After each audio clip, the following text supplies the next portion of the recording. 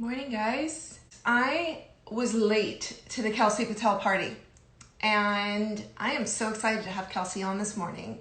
A friend of mine, Lauren, turned me on to Kelsey at the beginning of COVID. She said, "Come join me for Reiki on IG Live," and I was a bit skeptical. I'm like, Reiki on Instagram? But I went for it, and I was so happy that I did. I had the most amazing experience, and I've been enjoying following her ever since. And within the same week of finding out about her, she had a new book come out in COVID called Burning Bright, and it's on rituals, Reiki, self-care, and to heal burnout and anxieties. You got it, love. Hi! Hi, babe. How are you? I'm good. How are you this I am morning? great. I had a nice, slow, easy morning, so I feel really relaxed.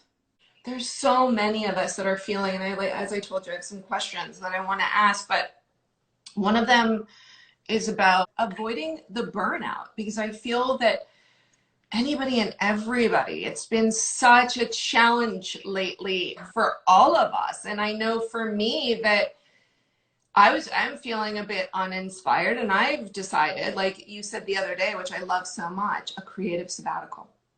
Do you think it's fair to say a lot of people feel some burnout or ADD or everything right now? And what are Yeah. your thoughts on how can we avoid that, if at all Yeah. possible? So I feel like, first of all, I love that you're just talking about it so openly because I feel like that's the conversation we all need to be having with each other as humans, is in both the workplace, in relationships, in, all in with family. Is I miss leading retreats and being with people Right? in That connection. Yeah. connection. And I miss traveling, and just I miss my family. I'm like, there's so many things, and we've been in this now for 4 months. So for anybody who's not feeling that they're asking themselves sort of these like bigger, broader questions, or that your mind doesn't feel completely overwhelmed and just also exhausted right now, then good for you. Kudos, like you're keeping up something great, so keep going. But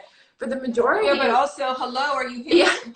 but I think for the majority of us, we're really at a place where we're exhausted. This has been so much of adapting and shifting. I think the bottom line for burnout is, if you're experiencing mental, emotional, spiritual, physical burnout, you're normal. You're human. This is hard.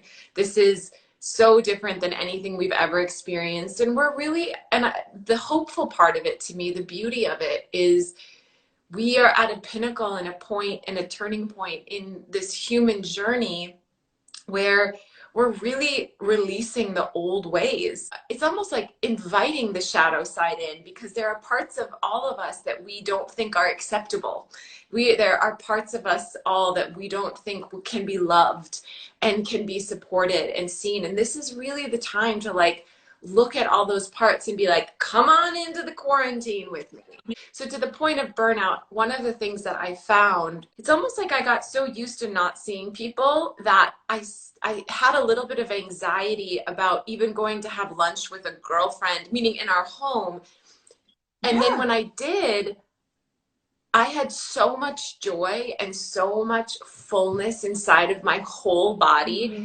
that I was like, Hmm. wow, being That's what this is like. that's what this is You miss like. Yeah. that. And I think so now I know, and I'm aware enough to say, I don't have to not have any connection with people, obviously smart connection, but I realized that's really what I needed. It is so filling to my soul to be around the Hmm. people that I choose and that I love. That is why we need community. So you have to get out and you have to talk to your people. I do feel like that's part of the shadow side that a lot of us, as women, sort of have, and men of course too, but have really believed as an old, and again, this is like the old belief system stuff coming up, is that this idea that we have to do it all alone, and that we have to like, we Right. have to process all of our emotions alone, that we have to process all of the transitions alone, that we have to process all of the fear alone, that we have to process all of the unworthiness alone. And it's like, That's, if we were meant to do that, we'd all be on a fucking island somewhere alone, like living that type of life. And I really would love for you to share, if we can get into it, kind of what brought you to your spiritual awakening, or what triggered you kind of changing your life and going and getting into energy healing. And I want to talk about emotional freedom and all of that. But what it was really like to have a book come out that you worked so hard on in the beginning of COVID. It's crazy. I have to say, it's one of those moments where, and I hope a lot of people feel this way too with their life and their path right now, is like, to me, and I always say the word God, I could have never imagined when I was writing my book that God would have this like plan of the way things were going to go. And when the book came out, and it was obviously all amidst COVID, and it was one of those moments, it was like, okay, so my book launched on April 28th. I did a beautiful workshop and had a little dance party on Zoom with friends, but it felt like this, like as if was like holding my own little sparklers, and I was like, pew, pew, pew, to celebrate by myself with my husband, of course. But it was, honestly, it was exactly what I needed. And I now know, I don't know if the book would have received as much love. And I don't even mean love for the book. I don't know if the book could have been received by so many people with such love, with such, almost like vulnerability is the right word. It's literally that whole idea that, and it's everything that I talk about in the book, when you are like when you're surrendered to the outcome, and you can have a vision for yourself but be unattached to how it has to go. To me, that's true freedom, where you can be living your life and following your intuition and the signs that you're getting from your mind, body, and soul, and recognize that your desire to thrive is not unimportant. It's not irrelevant. You've said a few things that really sparked me, like the difference between creative, like a creative timeout as opposed to a break, I think is so different. And I've been referring to everything we're going to as like a radical shift, Yeah. Of like we're collectively birthing a new world. Yeah. And you referred to it the other day as, radical changes and an upgrade. And for me, it so flipped the script and the mindset on what we're going through, from an and like, how long is this going to happen and continue, to wait, this is for the greater good. Yeah. And this is actually a good thing. And for those people that are out there that are frustrated because we've gone from 3 months insight to maybe we can reemerge. Yeah. Do you have any suggestions on how to, I guess, get through it with a bit more ease? Yeah, I mean, I feel like every day, if you can stop trying to manage every day how you're going to feel, I think that's a rut that people get stuck in, is you can give yourself radical permission to say, okay, this is coming up because there's something here that wants to be seen, that wants to be felt, that wants to be heard, that needs to be like connected to. And on those days, if you can stop trying to manage the feeling to like shift it right away, even into something like gratitude, even into something like positivity, I find that you can give yourself a lot more grace and a lot more love and compassion when you just give yourself permission to be right where you are. And that alone, that permission granting right there, will be the catalyst to the emotional part of you to be able to change. I really want to be able to just share with people that none of us know what is in store. None of us know what the fuck we're going to learn from what's just happened. We have no idea, but what we know is what's here right now. And when people are like, what's my purpose today? What's my intention today? What's my whatever today? A lot of that is driven from the ego and the ego's desire to be productive and to have control and to like make something of everything. And what if it was as simple as, my intention for today is to be gentle?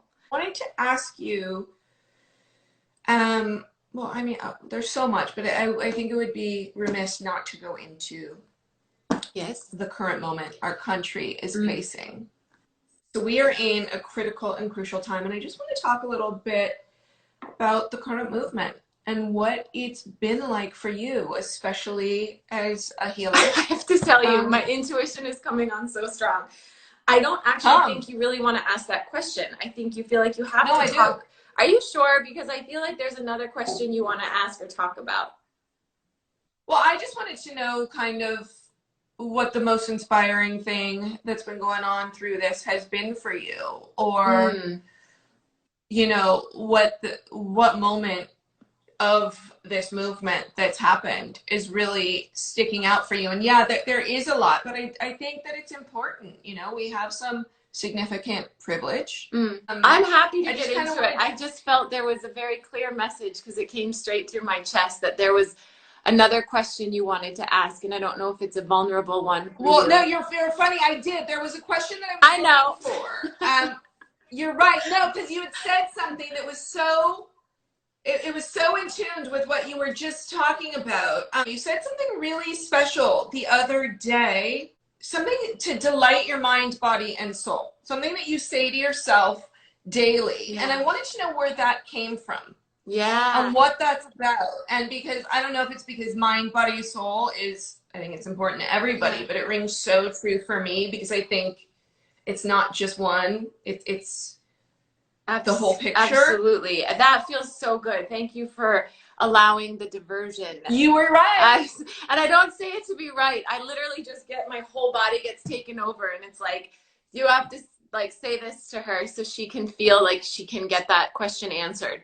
And to go back to your thing, even with what's happening right now in our country, in our world, like, I fucking love it. I love every single aspect of it. I love the chaos. I love the passion. I love the hope. I love the anger. I love the fierceness of it. It feels fucking fantastic.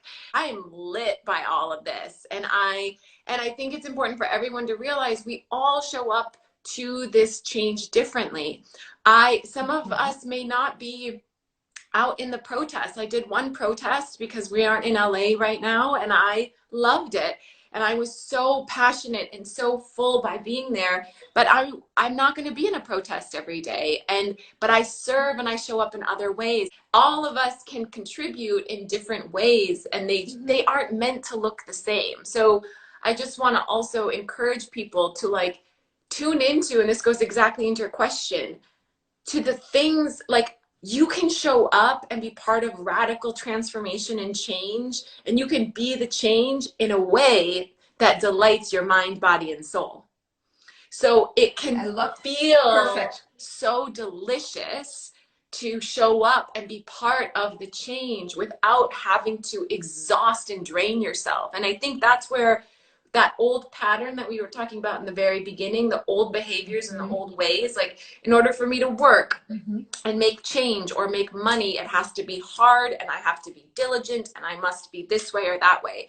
And there may be part of your soul that believe and that holds that as a truth, and that may be part of what you came in for this life. But for many of us, we came here to be part of this radical transformation and change, and it is meant to uplift and upgrade all of us. So we have to keep changing how we approach it, which means if you feel guilty or bad because you're not doing something the way someone else is, that's not helpful. You have to go inward and say, what would make me feel so joyful and lit? Like, maybe I'm going to go walk everybody's dogs while they go protest because that's my contribution. Do you know what I'm saying? Right. Yeah, I mean, you literally are so what the doctor orders, because where I felt a bit stagnant, you brought some excitement back to me. And I also think that it goes back to like the idea of a creative sabbatical. Yes. You know, and that we can't pour from an empty cup. Yes. I was just saying to a girlfriend that. Yeah, I'm so grateful that you felt and knew intuitively that I had another question, because I think it was the perfect blend. And you know, thank you. I'm so grateful for your time. It's my pleasure. And if anybody wants, I know I get a lot of questions about it, but This is the book. Yay! I love seeing it in people's hands. You can buy it anywhere books are sold. The audio version is also me, my voice, and I. You can get it on Kindle, all the right places. And if you have read it, or if you do choose to pick it up, any review that you would leave would be so meaningful to me anywhere you buy the book. Thank you, darling. Kelsey, thank you. Mwah. Have a great day. Have the best day. You too. Thank you, Blessings. sweetheart. Bye. Bye.